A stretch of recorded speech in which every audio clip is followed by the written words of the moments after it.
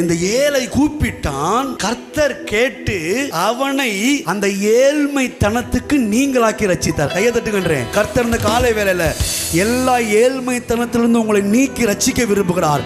எல்லா ஏழ்மை என்கிற அடிமைத்தனத்திலிருந்து கர்த்தர் உங்களை தூக்கி எடுத்து விரும்புகிறார்.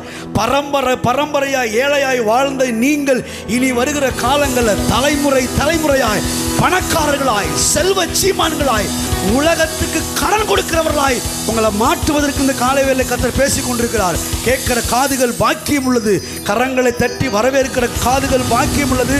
கர்த்தரால் சொல்லப்பட்டவைகள் அப்படியே நிறைவேறும். நான் சொல்றேன், நீங்க சொல்லலாம், எங்க தாத்தா பாட்டி பூட்ட நாங்கள் பரம்பரையா ஏழைங்க. ஆனா இன்னைக்கு பைபிள் சொல்லுது, தலைமுறையாக இனி நீ பணக்கார பிள்ளைகளை பெற்றெடுக்க போகிறாய். இனி ஏழைகளாய் அல்ல, பணக்காரர்களாய் உங்கள் பிள்ளைகள் இருப்பார்கள் கர்த்தர் வாக்கு பண்ணுகிறார்.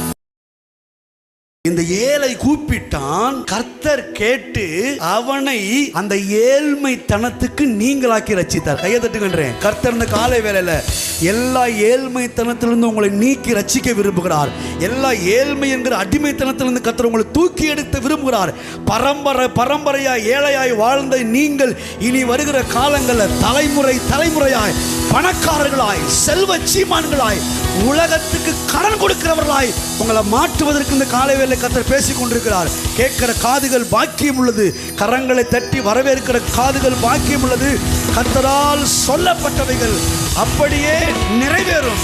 நான் சொல்றேன், நீங்க சொல்லலாம், எங்க தாத்தா பாட்டி பூட்ட நாங்கள் பரம்பரையா ஏழைங்க.